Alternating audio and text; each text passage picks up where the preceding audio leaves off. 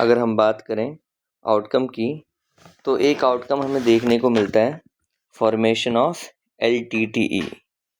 तो LTTE क्या है? LTTE एक मिलिट्री ऑर्गेनाइजेशन थी जिसे श्रीलंका के जो तमिल्स हैं उन्होंने बनाया था, जिसका ऑब्जेक्टिव ये था कि चाहे हमें फाइट ही क्यों ना करना पड़े श्रीलंकन गवर्नमेंट से, बट हम अपने लिए एक अलग कंट्री बनाकर रहेंगे जिसका नाम होगा तमिल एलम। तो इस तरह से इसकी फुल फॉर्म भी देख लें, हालांकि अभी एनसीईआरटी की बुक में नहीं है। Liberation of Tamil tiger Eelam, Tamil tiger Eelam. और सेकंड जो हमें आउटकम देखने को मिला वो मिला क्या? सिविल वॉर के तमिल्स और श्रीलंकन गवर्नमेंट के बीच में काफ़ी बड़े पैमाने पे लड़ाई हुई और ये लड़ाई काफ़ी वक्त तक चलती रही। तो सिविल वॉर यही होता है जब एक ही कंट्री के अंदर दो लार्ज ग्रुप जो है आपस में लड़ने लगे और वो लड़ाई जो है वायलेंट हो, तो उसे हम क्या कहते हैं? सिविल वॉर कहते हैं। तो यहाँ पे आप आउटकम देख सकते हैं कि आउटकम कैसा है? आउटकम नेगेटिव है। ठीक है, now come to the next one, that is the case of Belgium.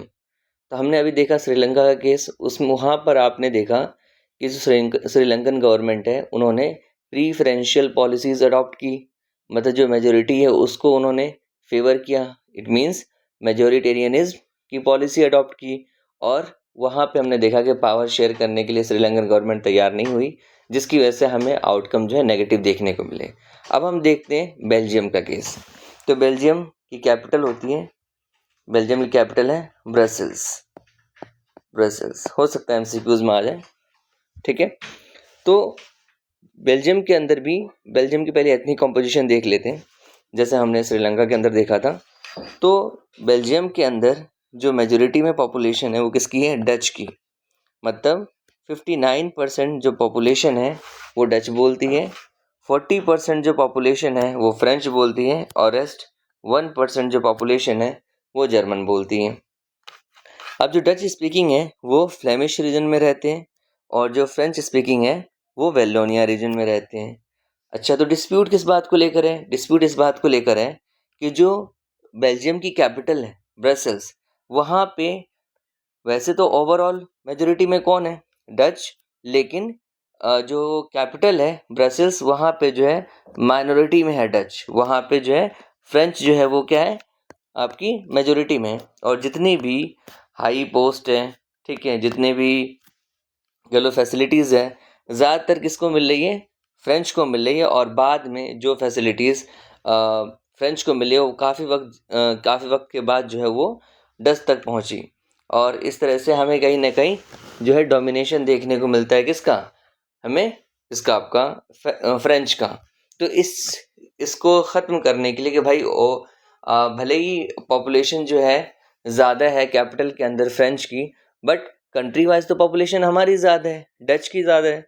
इस हिसाब से जो गवर्नमेंट होनी चाहिए वो किसकी होनी चाहिए? डच की होनी चाहिए, है ना। और डच की नहीं भी हो तो पावर शेयरिंग इक्वली होना चाहिए।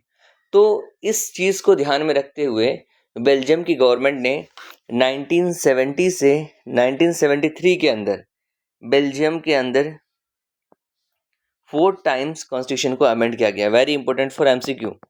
ठीक है, 4 टाइम्स कॉन्स्टिट्यूशन को अमेंड किया गया। और ये 4 बार अमेंड करने के पीछे रीज़न क्या था? ताकि चाहे वो फ्रेंच हो, चाहे वो डच हो, चाहे जर्मन हो, सभी की जो व्यूज़ है उसको अकोमोडेट कर सके, ताकि कंट्री जो है डिसइंटीग्रेट ना हो, कंट्री टूटे नहीं और सभी को पावर मिल जाए और सभी जो है कंट्री के अंदर अच्छे से रह पाए।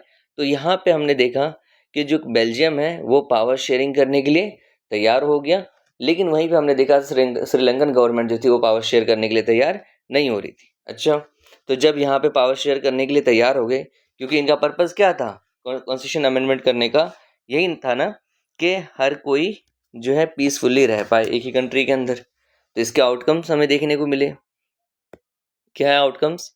बेल्जियम की डिस्प्यूट मैंने जैसे आपको बता दिया कि जो फ्रेंच है वो रिच थे, ठीक है ना, ज़्यादातर इकोनॉमिक डेवलपमेंट और एजुकेशन का जो बेनिफिट है वो डच को काफ़ी बाद में मिला, है ना। ये सारी चीज़ें, आउटकम क्या देखने को मिला हमें कि इक्वल रिप्रेजेंटेशन दी गई डच को और फ्रेंच को सेंट्रल गवर्नमेंट के अंदर, कि जो सेंट्रल गवर्नमेंट है वहाँ पे डच की और फ्रेंच की जो है सेम रिप्रेजेंटेशन होगी। फिर कि कोई भी डिसीजंस जो है वो सिंगल कम्युनिटी नहीं ले सकती। कहने का मतलब फ्रेंच अपनी मर्जी से कोई डिसीजंस नहीं ले सकते पार्लियामेंट के अंदर, या डच जो है अपनी मर्जी से कोई डिसीजंस नहीं ले सकते। दोनों का एक ही, दोनों के कह लो एक तरह से आप असेंट या दोनों की एग्रीमेंट ज़रूरी है किसी भी चीज़ के लिए। नाउ थर्ड देख लो आप कि state governments are not subordinate to the central government. इस बात को समझना है, क्योंकि सेंट्रल में हमने क्या देखा था, जो सेंट्रल जो कैपिटल वाला पार्ट है वहाँ पे कौन डोमिनेट कर रहे थे, फ्रेंच। तो इस चीज़ का ध्यान रखा गया कि जो सेंट्रल गवर्नमेंट है वो स्टेट गवर्नमेंट को डोमिनेट ना करें। साथ साथ एक नई गवर्नमेंट बनाई गई, ठीक है, this is also very important, community government, है ना। तो ये कम्युनिटी गवर्नमेंट बनाई गई कहाँ पे, बेल्जियम के अंदर, जिसका ये था कि apart from the political government एक कम्युनिटी गवर्नमेंट भी होना चाहिए, जिसके अंदर 3 अलग अलग ग्रुप्स है ना, जर्मन है, साथ साथ आपके बेल्जियम है, बेल्जियम के अंदर जो फ्रेंच है, जर्मन है और डच स्पीकिंग है। इन सब के लिए एक लैंग्वेज बेस्ड एक आपकी ग्रुप बनाई गई, उनके रिलीजन के बेसिस पे एक ग्रुप बनाई गई, ताकि कोई भी अगर डिस्प्यूट हो तो वो आपस में ही रिजॉल्व उसे कर लें। ये हो गया हमारा केस ऑफ बेल्जियम। तो यहाँ से हम समझ सकते हैं किस तरह से पावर शेयरिंग करने से जो है कंट्री जो एक पीसफुल वे में रह सकती है और जो टेंशन है, जो कन्फ्लिक्ट है, उसको दूर किया जा सकता है। Now forms of power sharing, again an important topic. Forms ये कह लो या फिर types of power of sharing कह लो। तो कई तरह की पावर शेयरिंग है, ये फॉर्म्स भी अच्छा क्वेश्चन है, तो यहाँ ध्यान दो। फॉर्म्स ऑफ पावर शेयरिंग की बात कर रहे हैं, तो एक हमारा हॉरिजॉन्टल डिस्ट्रीब्यूशन ऑफ पावर, ठीक है। इसका मतलब when power is shared among different organs of the government, ठीक है ना। हम पावर शेयरिंग की बात कर रहे हैं, तो कोई ऑर्गन है, let's say this is government, इनके 3 ऑर्गन है। एक हो गया आपका जुडिशरी, ठीक है, एक लेजिस्लेचर एंड एक एग्जीक्यूटिव। इसको हम कहते हैं क्या, इसे हम कहते हैं हॉरिजॉन्टल डिस्ट्रीब्यूशन ऑफ पावर, कि जो गवर्नमेंट की जो पावर है वो किसके पास है, 3 सेगमेंट्स में, 3 ग्रुप को दे दिया गया है। एक जिसमें आपका जुडिशरी है, एक आपका लेजिस्लेचर है, एक आपका एग्जीक्यूटिव है। 3 ऑर्गन के अंदर जो है गवर्नमेंट के पावर को डिवाइड कर दिया गया है। लेजिस्लेचर का काम क्या है, लॉ मेकिंग बॉडी, ठीक है। एग्जीक्यूटिव का काम क्या है, इम्प्लीमेंटेशन ऑफ लॉज, ठीक है। एंड जुडिशरी का काम क्या है कि अगर कोई डिस्प्यूट होता है तो उसको रिजॉल्व करना है। इसको हॉरिजॉन्टल इसलिए कहा गया क्योंकि यहाँ पे ऐसा नहीं है किसी के पास बहुत ज़्यादा पावर है, किसी के पास बहुत कम है, नहीं, सभी यहाँ पे कहीं पे कोई ज़्यादा है तो कहीं पे कोई दूसरा कम है। तो यहाँ पे there is a system of check and balances, इसलिए इसको कहा जाता है हॉरिजॉन्टल डिस्ट्रीब्यूशन ऑफ पावर, कि सारे जो है एक ही लाइन में लाई कर रहे हैं, ठीक है ना। Now vertical distribution of power, ठीक है। यहाँ पे हम देखते हैं एक आपका सेंट्रल गवर्नमेंट है, उसके बाद आपका स्टेट गवर्नमेंट एंड देन आपका लोकल गवर्नमेंट, ठीक है ना। ये हो गया। तो जब पावर को अलग अलग लेवल ऑफ गवर्नमेंट के बीच में डिवाइड की जाती है तो उसको हम कहते हैं क्या, vertical distribution of power. For example central government जो है पूरी कंट्री के लिए डिसीजंस लेती हैं, और जो स्टेट गवर्नमेंट है वो एक पर्टिकुलर स्टेट के लिए, उसी तरह से लोकल गवर्नमेंट जो एक पर्टिकुलर डिस्ट्रिक्ट के लिए या फिर डिस्ट्रिक्ट लाइक एरिया के लिए, ठीक है ना। वर्टिकल डिस्ट्रीब्यूशन ऑफ पावर में अनइक्वल पावर होती है, मतलब जो ऊपर है उसके पास ज़्यादा पावर है, सिमिलरली इसके बाद इसकी पावर ज़्यादा होती है, सेंट्रल पावर के बाद state power and then local power. तो जैसे से ऊपर जा रहे वैसे वैसे पावर बढ़ती जा रही, तो इसी को हम कहते हैं vertical distribution of power. Now let's see the social groups. अगर हम सोशल ग्रुप्स की बात करें तो सोसाइटी के अंदर कई सारे ग्रुप्स होते हैं, मतलब हम लैंग्वेज के बेसिस पे कह सकते हैं, है ना, लैंग्वेज के बेसिस पे कह सकते हैं। तो चाहे रिलीजन हो चाहे लैंग्वेज हो, इनके बेसिस पे जो ग्रुप बनती है उनको हम कहते हैं सोशल ग्रुप्स, और वो भी अपने अपने पावर की डिमांड करते हैं। उसी तरह से पॉलिटिकल पार्टीज है, तो पॉलिटिकल पार्टीज भी क्या है, एक तरह की पॉलिटिकल पार्टीज के बीच में पावर शेयर होता है। जैसा आपने एक वर्ड सुना, कोएलिशन गवर्नमेंट। कोएलिशन गवर्नमेंट क्या होता है, जब टू और more parties come together to form government and run the government. जब ये 2 या 2 से ज़्यादा पार्टी एक साथ आती है और वो इलेक्शन लड़ती है और इलेक्शन लड़ने के बाद इलेक्शन लड़ने के लिए भी कोalition होता है, और जब एक बार पार्टीज ने इलेक्शन लड़ ली तो उसके बाद गवर्नमेंट फॉर्म होने के लिए भी कई क्या करती हैं, 2 या 2 से ज़्यादा जो पॉलिटिकल पार्टी है वो एक साथ मिलकर काम करते हैं, उसे वो कहते हैं कोalition गवर्नमेंट। तो पॉलिटिकल पार्टीज भी आपस में जो है क्या नाम कहते हैं, पावर शेयर करती है। उसी तरह से एक आपका प्रेशर ग्रुप्स। देखो प्रेशर ग्रुप्स का मतलब क्या है, फॉर एग्जांपल आपने देखा होगा कई बार पीजेंट्स की मूवमेंट होती है, कई बार जो इंडस्ट्रियलिस्ट है, मतलब जो गवर्नमेंट को सिंपली प्रेशराइज करने की कोशिश करती है, उसे हम क्या कहते हैं, क्या नाम कहते हैं आपका, प्रेशर ग्रुप्स कहते हैं, ठीक है ना। फार्मर्स हो गया, कई बार कहते हैं कि जो कोई लॉ या पॉलिसीज लेके आते हैं जो उन्हें लगता है कि उनके अगेंस्ट है, तो उनके लिए वो प्रोटेस्ट करते हैं, ठीक है। ये हो गए different forms of power sharing. Now एक लास्ट टॉपिक है, ये लास्ट टॉपिक तो नहीं, सेकंड लास्ट कह लो, प्रूडेंशियल वर्सेस मोरल रीजंस, ठीक है। अब पावर शेयरिंग की हमने नीड तो बता दी आपको, ज़रूरत क्यों है ना। तो उसको ना फर्दर एक अलग अलग तरीके से डिफाइन किया गया है। एक है प्रूडेंशियल रीजन के मतलब प्रैक्टिकली सोच समझ के रीजनिंग के बेसिस पे लॉजिकल के क्यों होना चाहिए पावर शेयरिंग। एक है मॉरली के मतलब एथिकल सेंस में क्यों होना चाहिए पावर शेयरिंग, ठीक है ना। तो देखो प्रूडेंशियल जो रीजंस है वो कहलाता है कैलकुलेटेड बेनिफिट्स, मतलब हम जानते हैं कि इसके बारे में रीजनिंग लॉजिकल इन सब के बेसिस पे हमने देखा कि हाँ ये होना चाहिए। मॉरल है कि मतलब एथिकल सेंस में, ठीक है ना। एक है रिड्यूसेस कॉन्फ्लिक्ट, हमने जैसे देखा कि जब किसी के अगर एक इंसान के हाथ में सारी पावर दे देंगे तो दूसरा ग्रुप क्या हो सकता है, नाराज हो सकता है, जो कि कहाँ पे हुआ, श्रीलंका के केस में। तो कॉन्फ्लिक्ट रिड्यूस करता है। इंश्योर्स स्टेबिलिटी, है ना। तो इसकी वजह से कि अगर एक बंदा खुश नहीं है आपसे, या एक पर्टिकुलर ग्रुप, या कह लो कि एक पर्टिकुलर ग्रुप खुश नहीं है, तो वो क्या करेगा, कहीं ना कहीं वो डिस्टर्ब करेगा गवर्नेंस को, तो वो स्टेबिलिटी इंश्योर हो जाएगी अगर आप पावर शेयर करोगे थे। उसी तरह से लॉन्ग टर्म यूनिटी भी हमें देखने को मिलेगी। मोरल रीजंस क्या है, अगर हम कह रहे डेमोक्रेसी है, तो डेमोक्रेसी का मतलब क्या था, रूल ऑफ द पीपल। तो क्या रूल ऑफ द पीपल का मतलब ये थोड़ी है एक पर्टिकुलर ग्रुप का ही, जो एक पर्टिकुलर ग्रुप जो पीपल की वही रूल करेगी, ऐसा तो नहीं है। जब हम कह रहे रूल ऑफ द पीपल, तो वहाँ पे सारे ही लोगों का कंसेंट होना ज़रूरी है, सारे ही लोगों का कंसेंसस होना ज़रूरी है। तो ये हो गया स्पिरिट ऑफ डेमोक्रेसी। उसी तरह से सिटीजन का पार्टिसिपेशन, भाई जब पावर शेयरिंग कब होगा, जब लोग पार्टिसिपेट करेंगे, ये हो गया। उसी तरह से फिर एक प्रिवेंट्स टायरनी, जो पावर का गलत यूज़ करना होता है उसको कहते हैं टायरनी, तो उसको भी मिसयूज़ ऑफ पावर से भी बचाएगा, है ना।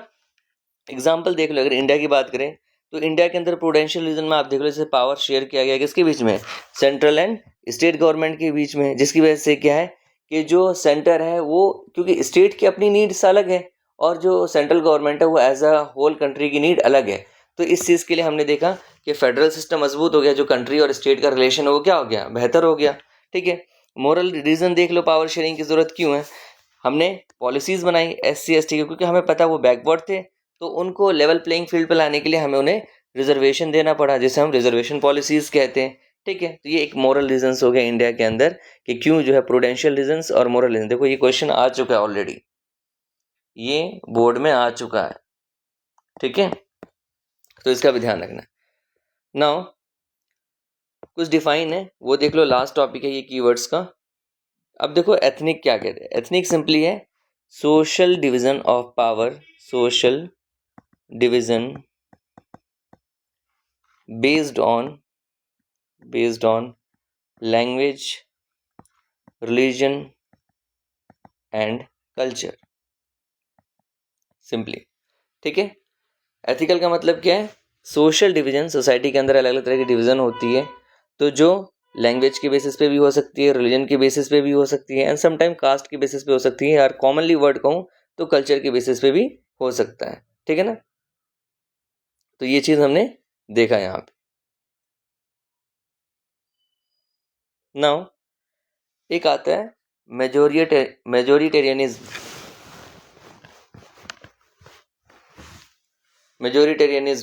तो मेजोरिटेरियनिज्म का मतलब क्या होता है, when country is ruled by a majority group. For example किसी कंट्री के अंदर जो रिलीजन मेजोरिटी में, अगर वो रिलीजन उसी अपने हिसाब से ही अगर उस कंट्री को चलाना चाहते हैं तो उसको हम कहेंगे मेजोरिटेरियनिज्म। जैसे क्या, मेजोरिटेरियनिज्म की बात करें, फॉर एग्जांपल आप मान लो कि इंडिया है, इंडिया के अंदर आपको पता है कि पॉपुलेशन किसकी है, नॉन मुस्लिम्स की, या कह लो हिंदूज की, है ना, हिंदूज की ज़्यादा है। तो अगर कोई कहे कि हिंदू के अकॉर्डिंग ही कंट्री चलनी चाहिए और गवर्नमेंट अगर इस पॉलिसीज़ को फॉलो करती है तो इसको हम क्या कहेंगे, मेजोरिटेरियनिज्म, ठीक है ना। इसी तरह से प्रूडेंशियल, जो प्रैक्टिकल रीज़न है क्या, कि हम किसी चीज़ को देख रहे हैं कि उसके बेनिफिट्स क्या है, उसके लॉसेस क्या है, उसके बेसिस पे जब हम कोई आंसर देते हैं या उसके बेसिस पे हम किसी आर्गूमेंट को सपोर्ट करते हैं तो उसे हम क्या कहते हैं, उसे हम प्रूडेंशियल रीज़न कहते हैं। Getting it. ये है सिविल वॉर, मतलब violent clashes among different social groups within a country। एक ही कंट्री के अंदर दो अलग अलग सोशल ग्रुप के बीच में जब वायलेंट क्लेशेस होती है उसी को हम क्या कहते हैं, सिविल वॉर कहते हैं। I hope you got the chapter. और ये लास्ट जो एक टॉपिक है ये आपका होमवर्क है। यहाँ पे कुछ एग्जांपल्स हैं और आपको देखो, हमने अभी फॉर्म्स ऑफ पावर शेयरिंग पढ़ी है, तो फॉर्म्स प्रेशर ग्रुप्स के बीच में भी शेयर होता है, पॉलिटिकल पार्टीज के बीच में भी पावर का शेयर होता है, उसी तरह से गवर्नमेंट के बीच में भी पावर का शेयरिंग है ना। तो इन जो ये जो एग्जांपल्स दे रखे हैं आपको बताना है कि इसमें कौन सा forms of power sharing share किया जा रहा है, which like multiple forms of power sharing है, तो किसके अंदर कौन सा फॉर्म्स ऑफ पावर शेयरिंग है वो आपको बताना है। और कोई डाउट है तो आप उसे कमेंट करें, उसे रिजॉल्व कर दिया जाए। Thank you.